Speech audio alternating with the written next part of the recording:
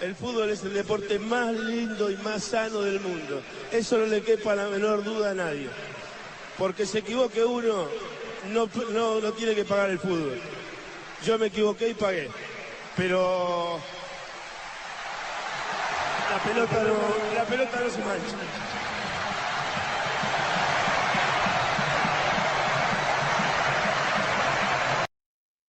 Y con esas bellas palabras del mítico Diego Maradona, arrancamos este capítulo. Mi nombre es Fabián Liévano y esto es audioparásito.fm. ¿Cómo están?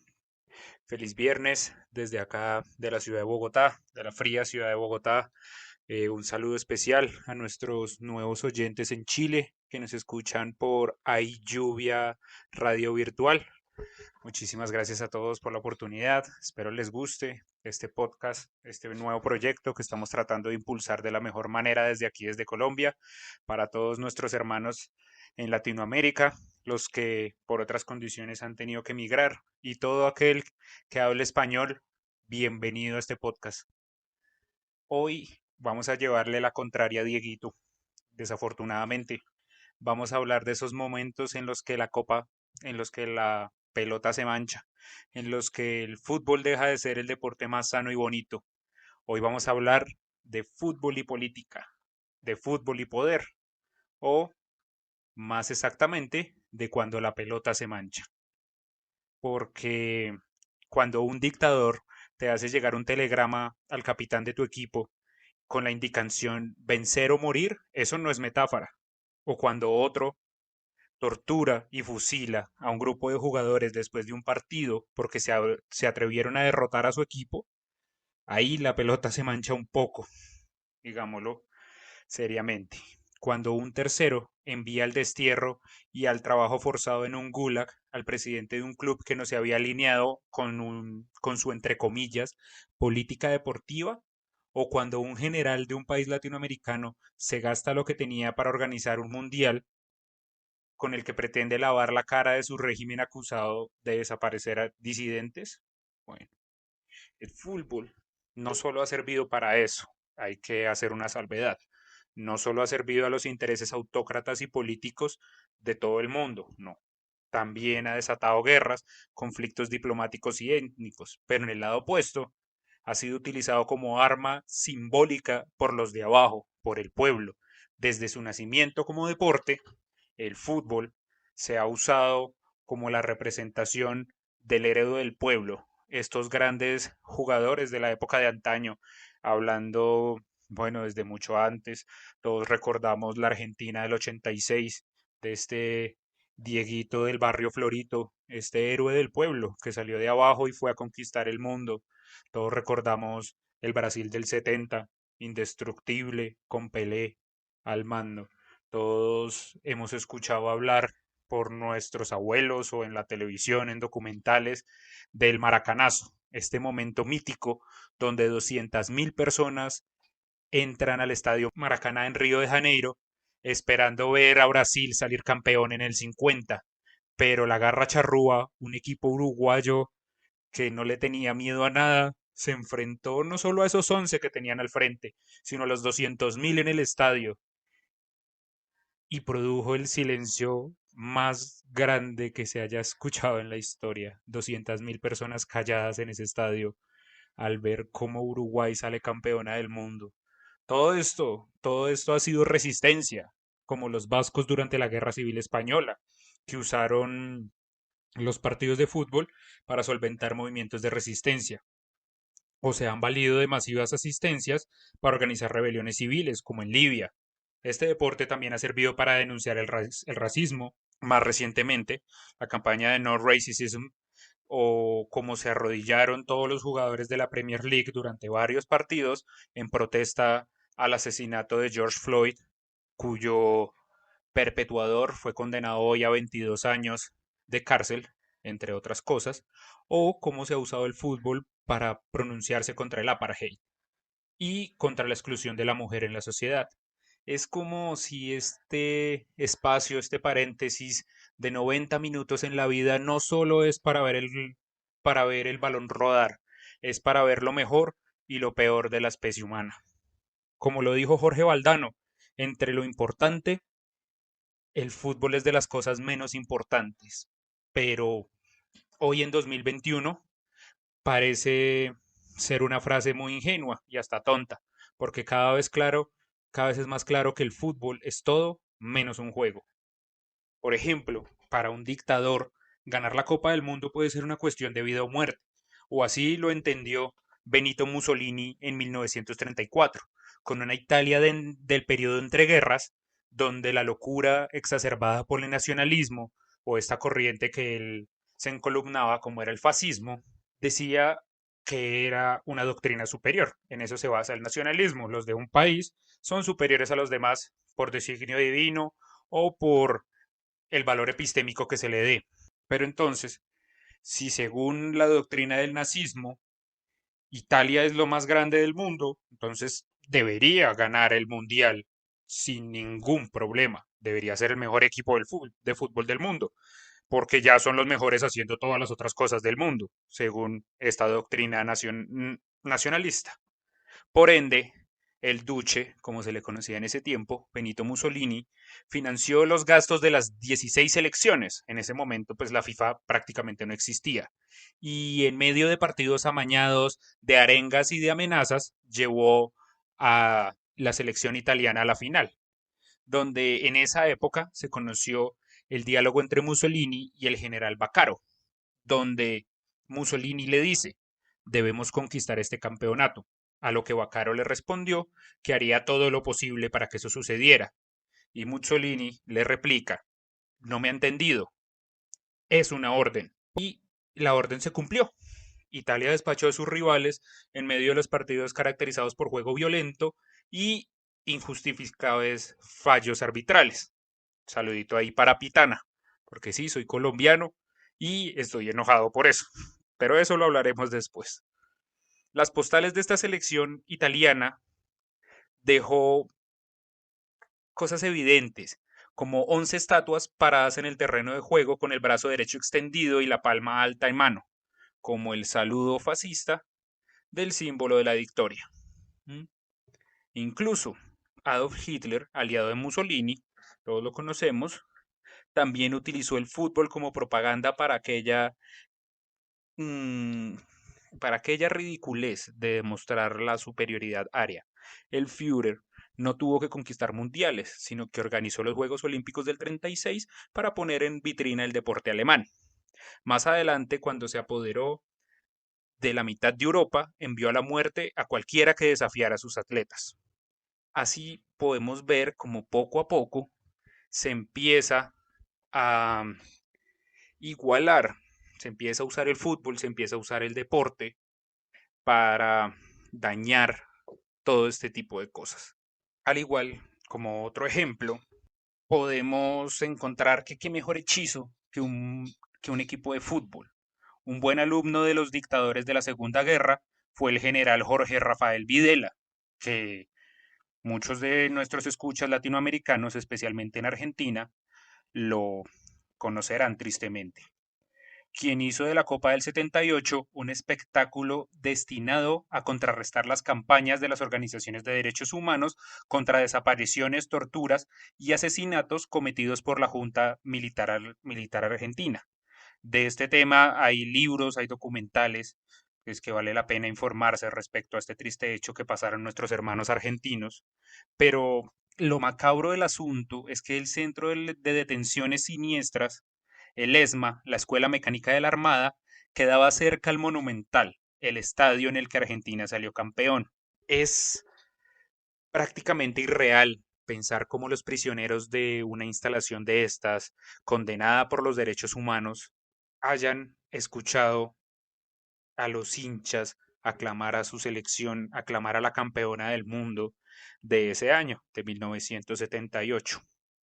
Es muy triste pensarlo y para quienes tengan familiares o alguna historia respecto al hecho, podríamos darle acá visibilidad porque es muy triste pensar cómo estando en una instalación tan cerca al estadio puedas saber que tu dolor y tu lucha por una democracia está siendo opacada por unos goles en un estadio de fútbol. Tal vez les suene en 1986 a algunos argentinos los hechos de cuando la selección de Diego Maradona se enfrentó al equipo inglés en los cuartos de final de la Copa Mundial de México.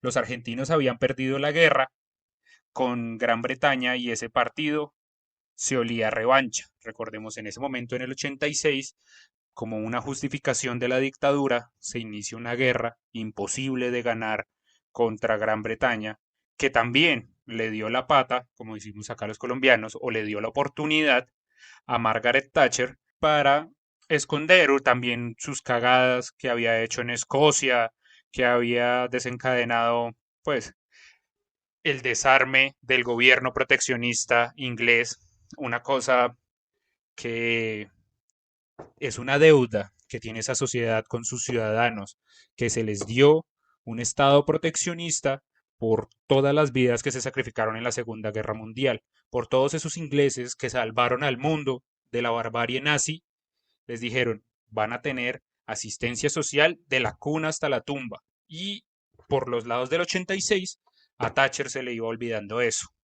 Y por eso aprovechó para declarar esa guerra, mostrar una victoria en los medios de comunicación, a la vez que ese era el plan del dictador argentino, que se le revirtió porque esa guerra se terminó perdiendo con casi 6.000 muchachos, porque los soldados no son nada más que jóvenes, con 6.000 jóvenes que ni siquiera les llegaron las provisiones porque nunca se les enviaron, así que podemos esperar que hayan muerto incluso de hambre. Pero esto poco importó cuando el 10 argentino se elevó sobre el arquero Chilton, el inglés, e introdujo la pelota en el arco con la mano, como lo conocemos, la mano de Dios. Y luego, cuando iba, dejemos que él mismo se los cuente. 4 minutos después, llegaría el mejor gol en la historia de los mundiales. Yo creo que es un gol soñado. O sea, no porque lo haya hecho yo. Me la da lejos del arco. Tengo la suerte de encarar y ver a los ingleses que no me podían agarrar. No podían llegar a la pelota. Yo lo veo dudar a Fenwick, le tiro la pelota adelante, se la tiro a él. Cuando se la tiro adelante, él me quiere meter la mano. Pero yo venía a 100 por hora. A mí no me paraba nadie. Cuando voy a patear, lo veo a Shilton que me tapa todo el arco. Cuando voy a patear, veo que Shilton sale así todo el arco me tapaba. Entonces la amago, la juego cortita y Shilton queda despatarrado y la empujo. Y siento una patada de Batcher en la derecha, en el tobillo, que me rompió el tobillo. Pero era tan grande la alegría del gol que no me dolió. Después del partido me quedó el tobillo así, de la patada de Batcher. He's my favorite. Exacto, así como él nos acaba de contar, venía a 100 por hora y no lo paraba nadie. Y aunque suene triste vengar la muerte de 6.000 jóvenes que ni siquiera los mató, los mataron los ingleses, los mató una maldita dictadura que fue un cáncer en la historia reciente latinoamericana. Pero aún así, después de tanta tristeza, yo considero este relato una de las cosas buenas del fútbol. Siento que en ese momento eso es la alegría de barrio, es la alegría del héroe del pueblo, que solo necesita su maravillosa izquierda, su pie zurdo maravilloso, para poder alegrar a todo un pueblo y darle incluso calma a las víctimas. Pero hoy no vinimos a hablar de eso, hoy no vinimos a hablar de un legado, de este tipo de cosas. Hoy no. Hoy vamos a hablar de actualidad.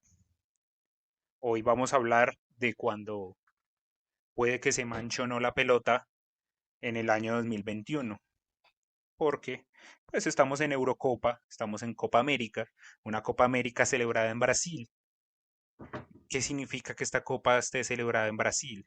qué significa atraer la atención de los medios por entretenimiento, más que por el medio millar de muertos que se está llevando la pandemia de COVID-19 en ese país. Pensemos, los cariocas, o más bien el presidente Bolsonaro, quiere poner una cancha de fútbol encima de todos esos muertos. Eso es cuando la pelota se mancha terriblemente de sangre en Sudamérica. Pero en Europa, contrario a lo que pensamos nosotros los latinos, no todo es perfecto. También hay cosas malas, como esta Copa América tristemente va a ser recordada más que por sus goles y sus gambetas, por ser el escenario de múltiples choques políticos entre naciones. Aunque los fanáticos saben que existe una línea entre la política y que esta es muy delgada, casi inexistente, no se habían visto tantas confrontaciones en un torneo de este tipo.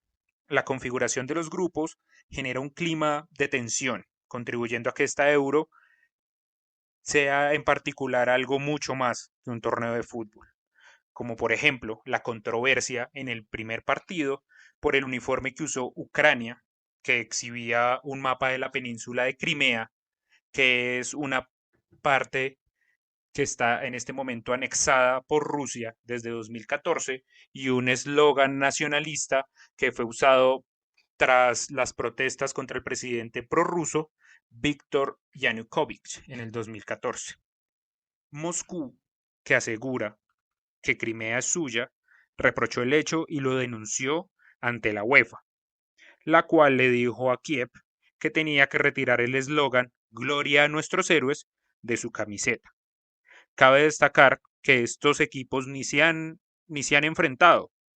Un choque entre ambas naciones en una instancia más lejana del torneo va a ser mucho más vista por sus tintes políticos que sus tintes futbolísticos, porque para ser sinceros, las dos naciones están un poco lejos de jugar un fútbol de primer nivel, como por ejemplo Francia, Portugal, Alemania o España. Y igual estos dos equipos se caracterizan por su profundo nacionalismo. Algo así pasó entre el duelo entre Inglaterra y Escocia, donde no hubo goles, pero sí hubo mucha pasión, mucha agarrones y muchos empujones. Esta rivalidad de estos equipos que se ubican en el grupo D es bien conocida y es la más antigua del deporte. Se han jugado partidos entre Inglaterra y Escocia que son legendarios en la historia del fútbol, que han sido geniales, pero estos tristemente se ven empañados por las tensiones producidas por el Brexit, porque si recordamos, los escoceses votaron en su mayoría a no salir de la Unión Europea, además de haber tenido su propio referéndum para salir del Reino Unido. Entonces, los escoceses acusan a los ingleses de salir, de que por su culpa salieron de la Unión Europea. Y al igual las intenciones independencistas de la primera ministra escocesa, Nicola Sturgeon, por lo cual este partido adquirió una relevancia adicional. Igual, cuando se jugó este partido se registraron peleas por fanáticos en Leicester Square y en alrededores de Wembley, el, el estadio, donde por lo menos hubo 30 arrestos según la policía. Por lo cual, el alcalde de Londres, para anticiparte al caos, insistió o instó a los fanáticos escoceses a no viajar a la ciudad. El duelo entre Francia y Alemania tampoco se salva. No solo estaba en juego el orgullo deportivo de ambas naciones, que tienen un gran orgullo y un excelente fútbol, sino que en palabras de la reportera Clea Calcutt, también se buscaban signos de quién es el socio más fuerte. El Brexit, la salida del Reino Unido de la Unión Europea, dejó el equilibrio del poder en el continente bajo un gran escrutinio, por lo cual la extrema derecha francesa está preocupada por el creciente dominio alemán dentro del proyecto europeo. Esto era mucho más que un partido, era el saber quién iba a mandar la parada en la Unión Europea en los próximos años. Y cerramos con el choque entre la selección de Alemania y Hungría, que jugaron el miércoles en Múnich por la tercera jornada del Grupo F. Son los protagonistas, como siempre, el choque político en el campeonato. Y es que no solo chocan dos visiones de fútbol, no solo chocan 22 personas en una cancha, sino chocan dos maneras de ver los derechos de la comunidad LGTBI. Hungría, como tal vez algunos han escuchado, hace poco pasó legislación para evitar la educación del tipo LGTBI, del tipo de diversidad, en las escuelas, lo cual queremos decir desde este podcast, estamos en completo desacuerdo, puesto que consideramos que el hecho de que las nuevas generaciones se acerquen a la diversidad del espectro de preferencia sexual o de preferencia de género nos va a hacer una sociedad mucho más libres, nos va a hacer una sociedad mucho más feliz cuando todos entendamos que hay un lugar para todos y que no somos los raritos de la esquina. Pero bueno, esto no nos compete dar opiniones, sino contarles que el alcalde de Múnich, Dieter Reiter, había solicitado a la UEFA iluminar el estadio Allianz Arena, que fue donde se jugó el partido, con los colores de la bandera LGTBI. Eso tenía un propósito claro, demostrar que Alemania y que la ciudad de Múnich es un país de avanzada en materia de protección de los derechos de la comunidad. Estaba enviando un mensaje contundente de protesta contra el gobierno de Budapest por su postura anti-LGTBI. Recordemos que el conservador Víctor Orbán prácticamente ha declarado a la comunidad LGTBI como enemiga pública. La cruzada homófoba de Orbán y de su partido, el Fidesz Unión Cívica Húngara, comenzó en 2020 e incluye la modificación de la Constitución para redefinir el concepto de familias y así limitar la adopción por parte de parejas gay. La semana pasada, la campaña del ministro continuó con la prohibición de información de asuntos de la comunidad LGTBI en la escuela, lo que les estaba contando, pues según él, estaban promoviendo la homosexualidad. La nueva normativa prohíbe compartir cualquier mención de temas como la reasignación de género con los menores de edad. Incluso, al desaparecer la sexualidad del temario, tampoco alcanza su nivel máximo la censura, puesto que películas de Harry Potter y la serie Friends van a ser prohibidas hasta que cumplan 18 años. Por alguna razón, la prohibieron. Igual recordemos que en Hungría el fútbol es muy importante, en especial para Orbán, quien gastó mucho dinero en pueblitos donde las necesidades eran otras. Es una de las razones por las que está enloquecido con el fútbol. Por otro lado, hay una connotación política, y es que con su presencia en el torneo está tratando de transmitir unos valores muy conservadores por toda su agenda de la familia húngara. Ojalá con varios niños, tradicional, contra los inmigrantes, porque en este momento en el país hay una lucha, una guerra ideológica entre Orbán y la oposición. Por lo cual, en este partido hay mucho más que fútbol. La pelota se mancha una vez más. Pero como este mundo no es de buenos y malos, sino es de tintes, es de los grises, no es de negros y blancos, es de los tonos grises que podamos encontrar, también pensemos en las oportunidades políticas, porque un político no mueve un dedo sin saber que va a encontrar un botón. ¿Por qué Reiter se muestra tan suportativo, tanto apoyo a la comunidad LGTBI en Hungría y en Alemania? Pues resulta que en septiembre hay elecciones. Entonces, ¿está de verdad Reiter defendiendo los derechos de una comunidad? ¿Está defendiendo la zona de libertad para la comunidad LGTBI que adoptó el Parlamento Europeo? ¿O simplemente está haciendo campaña para su reelección o para poner candidato en el mes de septiembre? Porque los amigos no son amigos sin querer algo a cambio. Y con esto me despido. Espero que les haya gustado este capítulo. Yo soy Fabián Liévano y esto es audioparásito.fm. Sintonícenos el próximo viernes. Muchísimas gracias. Thank you.